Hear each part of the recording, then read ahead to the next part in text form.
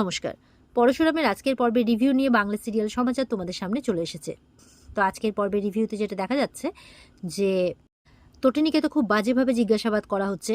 দুটো মেয়ে তটিনীকে টানতে টানতে নিয়ে যাচ্ছে। তটিনী বলছে আমি যাব না, কিছুতেই যাব না, কিন্তু তটিনী কোনো কথাই শোনা হচ্ছে না। উপরন্তু সৌরভকে বলছে ওর মুখ থেকে সত্যি কথা বের করতে। পরশুরামের বডি আমার যে করেই হোক চাই। তটিনীর কাছ থেকে তো ফোনটা একদম বাজেভাবে কাড়িয়ে নেয় সৌরভ, আর মায়াকে বলে ওর ফোনটা বাজেয়াপ্ত করো। মায়াদের কিন্তু একদম ভালো লাগছে না তটিনীর সাথে এরকম অদ্ভুত আচরণ করছে সবাই, কিন্তু ওদের কিছু করার নেই। তো যাই হোক, তটিনীকে নিয়ে চলে যায়। তারপরে সৌরভের কাছে একটা ফোন আসে ওপর মহল থেকে যে সৌরভের প্রমোশন হয়ে গেছে। তো সেটা শুনে মায়া আর বলরাম একটু কিছু বুঝতে পারে, ওর দুজনে ইশারা করছে। বলরাম মায়াকে একটু চুপ থাকতে বলছে ইশারা করে। আর এদিকে তটিনীর বাবা বাড়িতে দুঃখ করছে তটিনীর জন্য। বলছে যে জামাইটা তো আর বেঁচে নেই, তিনটে গুলি খাওয়ার পর কি কেউ বেঁচে থাকতে পারে? বাচ্চাগুলো তো খুব কান্নাকাটি করছে। বাচ্চাগুলো দাদুকে জড়িয়ে এসে বলছে যে দাদু এটা তুমি কি বলছো, এটা হতে পারে না, এটা হতে পারে না। বাচ্চাগুলো কান্নাকাটি করছে। তো সত্যজিৎ মুখার্জি নন্দিনীর কাছে রিকোয়েস্ট করছে যে আমি তোমার কাছে হাত জোর করে অনুরোধ করছি, তুমিও তো আমার গর্ব। আমার একটা মেয়ে সাদা আর একটা মেয়ে কালো পৃথিবীর রূপ ধারণ করেছে। একটা মেয়ে ভালো, একটা মেয়ে মন্দ। তুমি তো তোমার বোনের দিদির কাছ থেকে সহস্র দূরে, বোনের কাছ থেকে। তো তবুও তুমি আমার গর্ব। অ্যাডভোকেট নন্দিনী মুখার্জি, তুমি আমার মেয়ে। আমি তোমার উপর গর্ববোধ করি। তোমার কাছে আমি হাত জোর করে অনুরোধ করছি যে তোমার বোনের কেসটা তুমি লড়ো, ওকে ছাড়িয়ে আনো তুমি।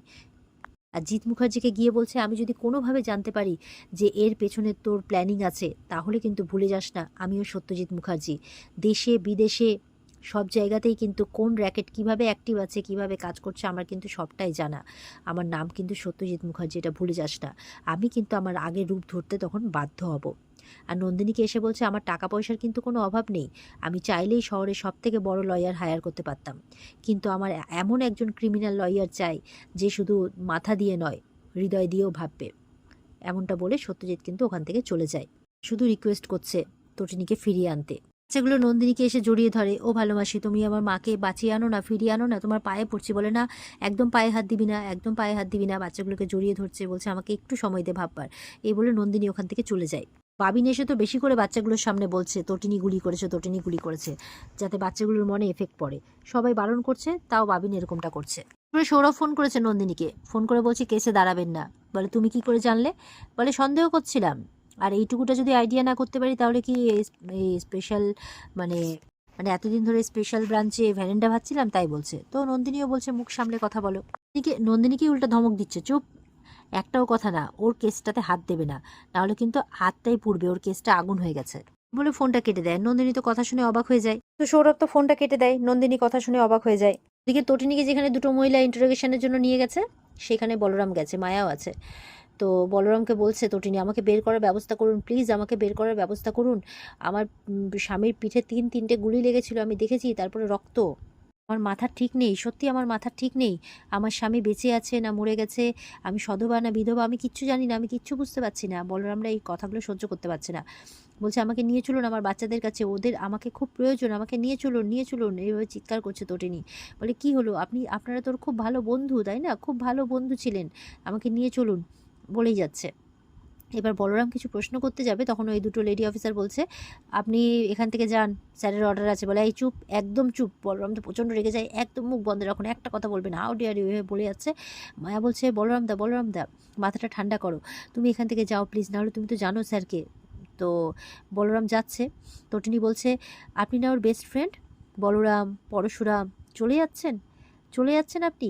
আরে ও তো সামান্য খাওয়ার পর্যন্ত আপনাকে না দিয়ে খেত না, আর আপনি চলে যাচ্ছেন, কোনো কিছু না বলে চলে যাচ্ছেন, পালিয়ে যাচ্ছেন আপনি।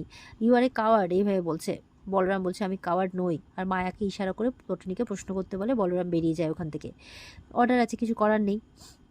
এবার মায়া বলছে আপনি আমাকে একটু ভালো করে বলুন তো ওখানে ঠিক কী কী হয়েছিল। তখন তটিনী কিন্তু ওখানকার সমস্ত ঘটনা মায়াকে একের পর এক বলছে। তটিনী বলছে বিশ্বাস করুন, ও ওকে ধরে নিয়েছিল, বিজিতকে ধরে নিয়েছিল, সেটাই বলছে, ওকে ধরে নিয়েছিল। আর আমিও গুলি চালানোর জন্যই, অ্যাকচুয়ালি বিজিত যে পরশুরামকে ধরে ফেলেছিল সেটা বলছিল, তাই জন্য তটিনী বিজিতকে গুলি চালাতে গেছিল। বলছে আমার নির্ভুল নিশানা, I M A well trend officer, আমার নিশানা ভুল হতে পারে না, বিশ্বাস করুন।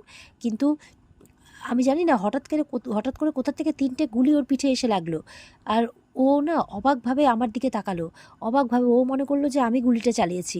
ওই অসহায় দৃশ্যটা না, ওই দৃষ্টিটা আমি এখনও ভুলতে পারিনি। ও ও ও অসহায়ভাবে ও আমার দিকে তাকালো যে আমি গুলিটা চালিয়েছি, ওইটাই মনে করলো। বিশ্বাস করুন, আমি কি করে গুলিটা চালাতে পারি? ও আমার স্বামী, আমি আমার স্বামীকে কি করে গুলি মারতে পারি? আমি গুলি চালাইনি। আর আমার মাথাতেও তখন কে যে আঘাত করলো, আমি আমি কিচ্ছু বুঝতে পারছি না কি হচ্ছে এইসব। দয়া করুন, আমি আমি এগুলো করিনি, আমি গুলি মারিনি আমার স্বামীকে। এইভাবে খুব কাকতি মিনতি করছে, খুব কাঁদছে। মায়া বুঝতে পেরেছে যে ও গুলিটা চালায়নি। তখনই চলে আসে ওই অফিসার, মোহিত স্যার। বলছে, মায়া তুমি এখানে কি করছো? বলে, স্যার স্যার উনি নিরপরাধ। বলে, চুপ, যাও এখান থেকে। তো মায়ের কথা তো শোনে না। মায়া বলছে, সরি স্যার বলে মায়া বেরিয়ে যায়। এবার তটিনীকে এসে বলছে, আপনি স্টেটমেন্টটা দিয়ে দিন। তটিনী বলছে, আমি কোনো স্টেটমেন্ট দেব না। তটিনী বলছে, আমি আমার ডিপার্টমেন্টের সাথে কথা বলতে চাই। তো মোহিত স্যার বলছেন, লাভ নেই, আপনার সব ভিডিওগুলো আপনার ডিপার্টমেন্টে পাঠিয়ে দেওয়া হয়েছে। ওই যে আপনি মানে শীতালদের সাথে ছিলেন, মানে ওদের টিমে ছিলেন, আপনি অন্য রূপে ছিলেন, সব ভিডিও পাঠিয়ে দেওয়া হয়েছে। কাহিনী বিক্রমদের সাথেও রয়েছেন, শীতালের সাথেও রয়েছেন, সমস্ত ভিডিও ফুটেজ পাঠিয়ে দেওয়া হয়েছে। আচ্ছা, আপনি রেগুলার এদের সাথে যুক্ত থেকে একটা মোটা টাকা ইনকাম করেছেন। এই সমস্ত এভিডেন্স পাঠানো হয়েছে আপনার ডিপার্টমেন্টে। তটিনী শুনে অবাক হচ্ছে, আর এই মোহিত স্যারের রূপ দেখে অবাক হচ্ছে। আচ্ছা, আপনার ডিপার্টমেন্টের সাথে কথাও হয়েছে, আপনি আর বাঁচবেন না। তটিনী বলছে, আপনি কিন্তু সবটা জানতেন। বলছে যে মিস্টার মোহিতোষ মজুমদার, আপনি সবটা জানতেন, কিন্তু আপনি কেন করলেন এরকমটা? বলছে, আপনি তো সবটা জানতেন যে আমি শ্যুট করিনি, তাহলে কেন এরকমটা করলেন আপনি? তখন মোহিতোষ ইশারা করে ওখানে যত লেডি অফিসার ছিল সবকে বাইরে যেতে বলে, সবাই চলে যায়। এবার যখন সবাই চলে গেছে, মোহিতোষ বলছে, আমি তো জানি যে আপনি গুলিটা করেননি। আসলে কি বলুন তো, দাবা খেলেছেন কখনো? দাবার চালের মতো না, চালগুলো মাঝে মধ্যে উল্টে দিতে হয়। আসলে জিৎ মুখার্জি অ্যারেস্ট হবে না, বিজিত লাহিড়ীও অ্যারেস্ট হবে না। জিৎ মুখার্জির কথা শুনে তটিনী আরও অবাক, কারণ ও ভেবেছে ও ভালো হয়ে গেছে। এবার জিৎ মুখার্জির কথা শুনে তটিনী অবাক, বলে, জিৎ মুখার্জি? তখন মৈতোষ বলছে, কোথায়, আপনি আসুন। আর তখন ঢুকছে ওখানে জিৎ মুখার্জি। বলছে, ছোটকা তুমি তুমি এরকমটা করেছো? আমার বর তোমার মেয়েকে বাঁচানোর জন্য এত কিছু করলো, ওখানে ছুটে গেল, এত কিছু করলো, গুলি খেলো, আর তুমি তুমি এরকমটা করলে? জিৎ মুখার্জি হাসতে হাসতে চলে আসছে, বলছে, সবটাই পূর্ব নির্ধারিত। আসলে তোরা মেয়েরা চোখের জল দেখলেই না গলে যাস। যাই হোক, স্টেটমেন্টটা দিয়ে ফেল, তাই বলছে। তটিনী বলছে, ঘেন্না করছে তোমাকে, ছোটকা বলতে ঘেন্না করছে, তাই বলছে। এবার কর্ণ চ্যাটার্জি ফোন করেছে জিৎ মুখার্জিকে। কর্ণ বলছে, কি শুনছি আমি, যে পরশুরাম মারা গেছে, মানে পরশুরামকে শ্যুট করেছে? বলে, হ্যাঁ। জিৎ মুখার্জি বলছে, এতে অবাক হওয়ার কি আছে? বলে, আরে অবাক হব না? আরে শুনছি তটিনী নাকি গুলি করেছে, কিন্তু এটা কি করে সম্ভব? কোনো স্ত্রী তার স্বামীকে কি করে গুলি করতে পারে? জিৎ মুখার্জি বলছে, না, এরকম বহু ঘটনায় ঘটেছে পৃথিবীতে। তো কর্ণ বলছে, না না না, এরকম বহু ঘটনা ঘটতে পারে, কিন্তু সেই অন্যান্য স্বামী স্ত্রী আর এই স্বামী স্ত্রীর মধ্যে অনেক পার্থক্য আছে। পরশুরাম তটিনী এরা দুজন দুজনকে খুব ভালোবাসে, এরা অন্যদের মতো নয়। কর্ণ চ্যাটার্জি বলছে, শিবপ্রসাদের সাথে তটিনীর যে সম্পর্ক, সেটা একদম ভালোবাসার সম্পর্ক, বিশ্বাসের সম্পর্ক। সেখানে তটিনী পরশুরামকে শ্যুট করবে, ইজ ইট পসিবল? কর্ণ বলছে। জিৎ মুখার্জি বলছে, কি ব্যাপার কর্ণ চ্যাটার্জি, আপনি কি মহাভারত অন্যরকম ভাবে লিখতে চাইছেন নাকি? কর্ণ বলছে, মানে? জিৎ মুখার্জি বলছে, কেমন একটা যেন ভালো মানুষ ভালো মানুষ লাগছে। বলছে যে, আপনার নামে কটা কেস আছে জানেন? মুখটা বন্ধ রাখুন, না হলে কিন্তু আপনার বিপদ বাড়বে, আর এর ফল কিন্তু খারাপ হবে। কর্ণ বলছে, মিস্টার জিৎ মুখার্জি, আপনি কার সাথে কথা বলছেন ভুলে গেছেন? আমি কিন্তু কর্ণ চ্যাটার্জি। জিৎ বলছে, আমি জানি তো আপনার নাম, তবে আমি এই সময় শূন্যে দাঁড়িয়ে পরশুরামের সাথে দাবা খেলছি, তাই বলছে। কর্ণ বলছে, পরশুরাম কোথায়? জিৎ বলছে, মারা গেছে। তটিনী শুনে অবাক, বলছে, হ্যাঁ, একটা জেটিতে নিয়ে গিয়ে ওকে গঙ্গায় ছুঁড়ে ফেলে দেওয়া হয়েছে, কুমিটুমিরে খেয়ে নেবে, এতক্ষণে খেয়েও নিয়েছে, তাই বলছে। এসব শুনে কিন্তু তটিনী নিজেকে সামলাতে পারছে না। আর বলছে, কি করবে তটিনী, সিঁদুর মুছে দেবে, শাখাপালা ভেঙে দেবে, এরম ভাবে বলছে। তটিনী বলছে, তুমি কি বলছোটা কি? কি বলছো তুমি, মরে গেছো? কি বলছো? মানে তটিনী নিজেকে সামলাতে পারছে না। জিৎ হাসছে। আর এখানেই কিন্তু আজকের পর্ব শেষ হয়ে যায়। মানে এখন কর্ণ সত্যি সত্যি ভালো মানুষ হয়ে গেছে, কর্ণের পুরো পরিবারই ভালো মানুষ হয়ে গেছে, আরাধ্যা, কবির। আর উল্টে জিৎ মুখার্জি ভালো মানসিকতার মুখোশ পরে এখন ওই হচ্ছে অরিজিনাল বদমাস, তো ওই গেমটা খেলছে, এরকম ব্যাপার। তো এখানেই কিন্তু আজকের পর্ব শেষ হয়ে যায়। তো এই ছিল আজকের পর্বের রিভিউ। আশা করি ভালো লেগেছে। ভালো লেগে থাকলে লাইক কমেন্টে জানাবে, আর আমাদের সাথে জুড়ে থাকতে চ্যানেলকে সাবস্ক্রাইব করবে। দেখা হচ্ছে তোমাদের সাথে আগামীকালকে। সবাই খুব ভালো থাকবে। টাটা।